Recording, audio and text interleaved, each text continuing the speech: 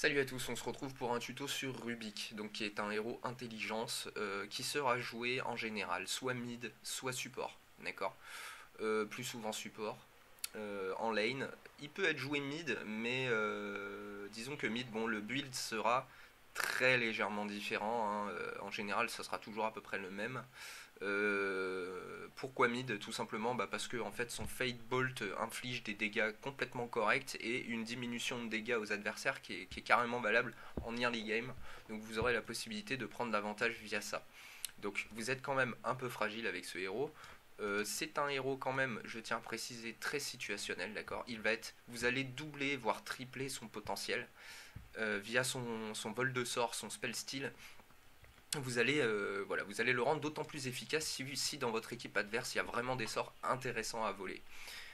J'entends par là des sorts efficaces en teamfight, comme par exemple le Ravage du Tidehunter, le Black Hole du Enigma, l'Ultimate du Phoenix. Qu'est-ce qu'il peut y avoir d'autre? Des sorts vraiment abusés, une Chronosphère. Enfin voilà, des gros sorts de teamfight. Si vous avez ça en face, votre Rubik va tripler de potentiel dans la partie. En fait, tout bêtement, plus votre équipe adverse, enfin l'équipe ennemie est forte, plus votre Rubik va être utile.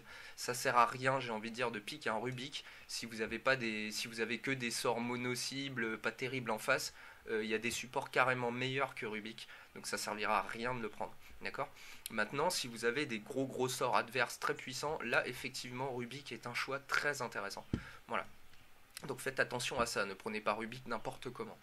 Donc, on y va.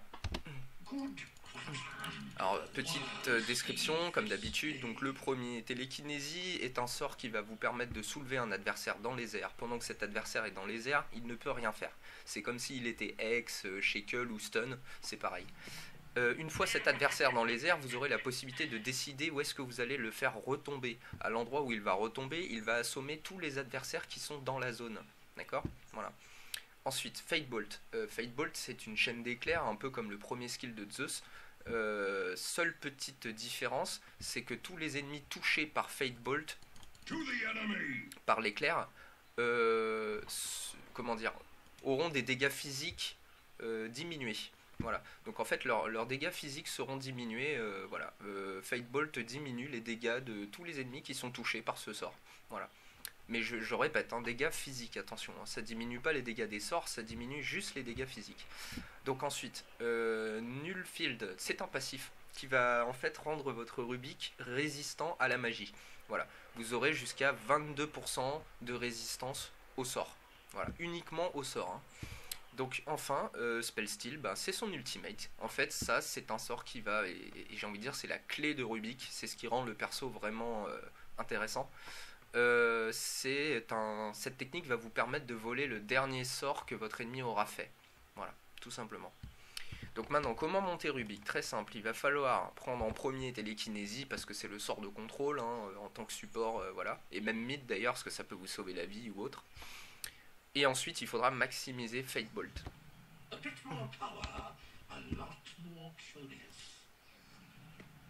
Donc quand vous pouvez pas mettre de points dans Fate Bolt, mettez toujours des points dans télékinésie. Prenez votre ultimate dès que vous l'avez.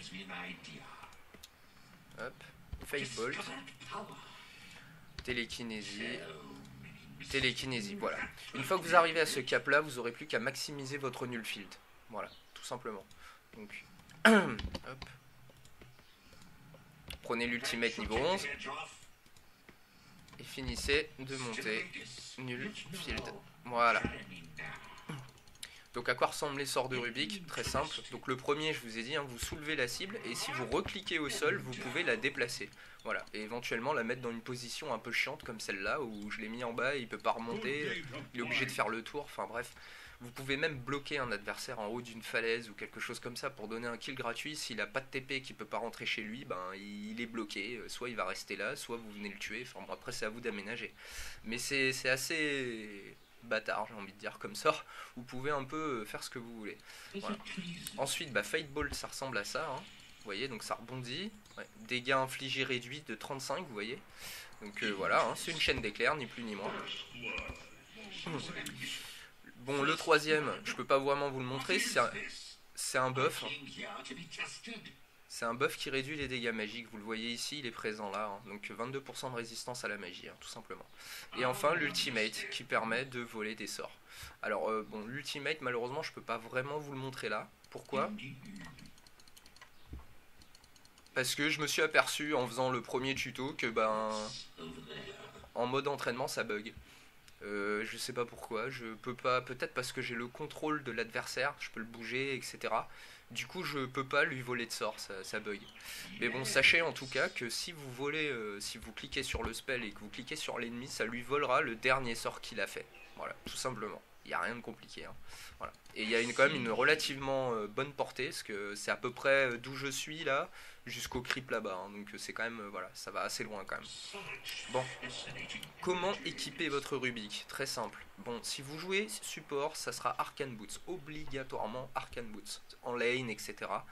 Parce que voilà, vous pouvez rendre du mana à votre coéquipier, vous, ça vous sera utile, parce que vos sorts vous prennent pas mal de mana, et pire encore, si vous volez des sorts qui vont se caler ici, du coup, hein, vous aurez vraiment besoin de mana, parce que les sorts adverses, des fois, si vous volez un ravage de Tidehunter, ça coûte extrêmement cher en mana. Donc une Arcane Boots sera très intéressante. Maintenant, si vous jouez mid, vous êtes là pour prendre l'avantage en early, écraser les adversaires, faire assez mal, avoir une bonne réduction de dégâts sur eux, donc c'est-à-dire maximiser toujours Fateball, ça change rien. Sauf que, plutôt que de partir sur une arcane, en plus vous êtes seul sur votre lane, vous aurez une bottle pour avoir le contrôle des runes, donc vous pourrez régénérer mana. Ce sera peut-être mieux de partir sur une fast boots quand vous serez middle, d'accord? Voilà, mais uniquement middle. Voilà. Donc du coup, voilà, je pense que on a fait à peu près le tour. Pour les spells, il n'y a rien d'autre à dire, je ne crois pas. Non, ça me paraît bon. Ok, donc du coup, maintenant on va passer. Donc le first item, ça sera la Blink Dagger. Pourquoi la Blink Dagger? Très simple. La Blink Dagger va vous permettre d'engager votre adversaire pour votre équipe. D'accord? Donc par exemple, si votre équipe se trouve dans cette zone, dans la rivière, bon, et que vous trouvez ici, et ben vous avez juste à blink, soulever votre adversaire, l'envoyer dans la rivière. Voilà, et les ennemis vont, enfin vos coéquipiers vont le démonter, et puis voilà, et vous êtes en plus en sécurité parce qu'il peut pas monter vous tuer. Voilà, d'accord, donc tout en fait, tout l'intérêt est vraiment dans l'engage, hein. Comme vous pouvez faire l'inverse, c'est le bloquer là-bas. Voilà, voilà, tout simplement. Ou sinon, vous rushez tout simplement la cible, hein. Vous le soulevez, vous le foutez là, et vous blinkez après. Voilà, pour éviter d'avoir des ennuis. Enfin voilà, il y a plein de possibilités, hein. Ouais, on va le passer niveau max. Voilà, donc la Blink Dagger, très important, first item, et en plus pour voler un sort, c'est super important. Parce qu'en général, quand les types verront qu'ils jouent contre un Rubik, ils éviteront de faire leur meilleur sort à proximité de vous par peur que vous leur voliez. Donc l'objectif en fait sera donc d'attendre que la cible fasse, donc ce sera mieux d'avoir des wards, un peu de vision, etc. D'attendre qu'il fasse le sort clé, le sort que vous voulez voler, de blink pas trop loin, pas sur lui parce que vous vous mettez en danger, mais de blink pas trop loin de lui et de le vol de sort. Voilà, tac. Et vous lui volerez le sort que vous voulez. D'accord? Donc en fait, tout est dans l'effet de surprise. Il vous faudra blink, vol de sort, il aura pas le temps de percuter. Donc là, comme je vous ai dit, en mode entraînement, je sais pas pourquoi ça bug, hein. Donc du coup, même si je lui fais faire un sort, là par exemple, je vais lui faire le call pour voir, mais voilà, si je veux lui voler, ouais, ça me dit impossible de voler, alors que c'est ridicule. Normalement, je peux le voler, mais bon, je sais pas, ça bug. Mais dans tous les cas, voilà, c'est l'effet de surprise de la blink vous permettra de voler les sorts dont vous avez besoin. Et surtout d'engager également votre adversaire. Donc la Blink Dagger. Ensuite, un Aghanim Scepter sera très important. L'Aghanim Scepter, pourquoi? Parce que tout simplement, il va réduire le temps de recharge de votre vol de sort, d'accord? Donc maintenant vous êtes toutes les 2 secondes vous pouvez voler des sorts, donc ce qui veut dire que vous pouvez spammer. Bon, par exemple vous volez le ravage d'un Tidehunter, vous le claquez dans le fight, il est en recharge, ça sert plus à rien. Vous volez la Laguna Blade de Lina et vous claquez un ultimate sur un Legion Commander et vous le couchez direct avec la Laguna Blade. Après vous volez le stun du Lion, vous restunnez toute la team, enfin bref, vous pouvez spammer, c'est vraiment génial, d'accord? Donc voilà, l'Aghanim Scepter vraiment cool. En plus, il donne le niveau Aghanim à l'ultimate que vous volez. C'est-à-dire que dans le cas par exemple du Black Hole de Enigma, son Black Hole est combiné à un de ses spells, là, le spell de zone violet, je sais plus trop le nom. Mais du coup c'est Aghanim plus un de ses spells, donc son Aghanim fait vachement plus mal. Enfin son ulti sous Aghanim fait vachement plus mal. Et bah si vous avez Aghanim, quand vous allez lui voler le Black Hole, et bah vous aurez son Black Hole amélioré. Voilà.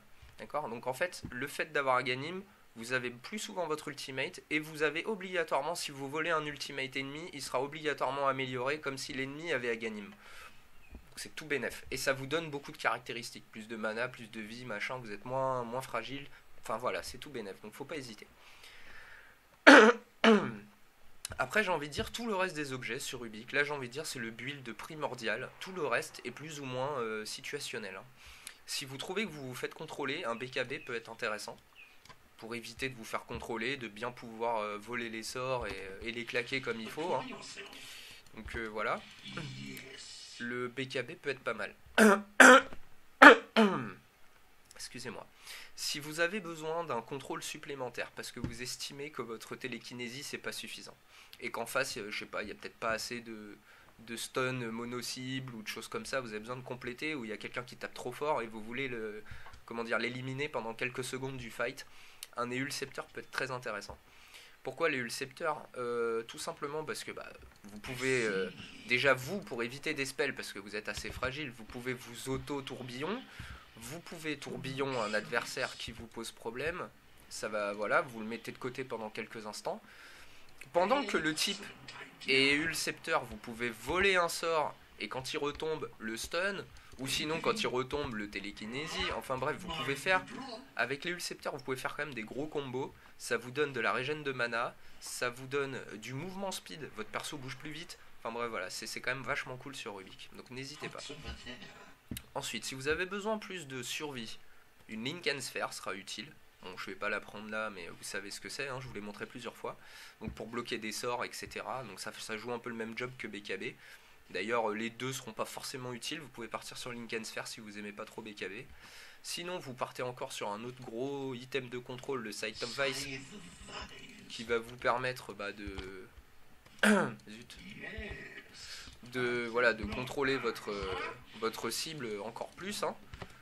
Hein. Tout le temps que vous contrôlez votre cible, il faut vous dire que vos sorts rechargent pendant ce temps-là. Donc vous pouvez reclaquer votre sort derrière. Ou même quand il est dans les airs ou quand il est en cochon ou quoi, vous pouvez lui voler un sort pour pouvoir le reclaquer juste derrière. Ça vous donne du temps pour voler des sorts, tout ça. Donc il faut pas hésiter. Donc voilà, il y a ça. Et puis sinon, sinon la Shiva c'est viable aussi. Sinon le Force Staff, si vous trouvez que Blink n'est pas suffisant, parce que des fois vous prenez des coups et voilà, et vous pouvez pas vous en sortir parce que la Blink elle recharge, donc vous pouvez pas l'utiliser. Hein.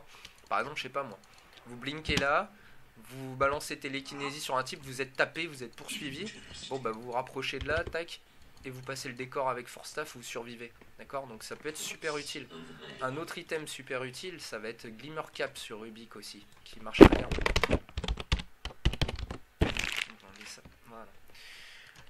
Voilà. Glimmer Cap est génial aussi. Surtout si vous volez un Black Hole, si vous volez des choses comme ça, des sorts qui vous obligeront à rester au milieu du fight, et rien ne vous empêche. Donc du coup vous blinkez de loin, vous volez le Black Hole à votre cible, d'accord? Vous vous approchez, ou sinon vous vous approchez tout simplement, vous volez le sort, vous reprenez un peu de recul, vous blink, vous utilisez votre Glimmer, vous blinkez Black Hole, et vous êtes en vie pendant le Black Hole, on peut rien vous faire.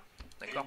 Ou sinon vous blinkez, vous engagez quelqu'un, vous claquez Glimmer Cap et vous vous en allez. Enfin bref, voilà, il y a vraiment plein de solutions, hein, d'accord? Donc voilà. Bon, en tout cas, j'espère que, voilà, je pense avoir terminé. Hein. Rubik, donc, très situationnel, n'oubliez pas, prenez pas ce perso n'importe comment, pour n'importe quoi, ne le prenez pas parce que vous avez juste envie de le jouer. Rubik n'est pas adapté tout le temps. Il est adapté vraiment quand il y a des sorts très utiles en face. C'est pareil contre un Omnic Knight, c'est génial. Si vous volez l'ultimate de l'Omnic Knight et que vous rendez toute votre team invulnérable, c'est complètement pété. Si vous volez le Repel et vous donnez des BKB gratuits à votre team, enfin voilà, c'est super OP aussi. Donc voilà, choisissez bien Rubik en fonction de ce que vous affrontez, c'est très très très important. Mais voilà, sinon je pense avoir fini. Bon, j'espère que ce petit tuto voilà, vous aidera à comprendre le concept du perso. Et puis je vous dis à la prochaine sur Itachi Gaming. Ciao.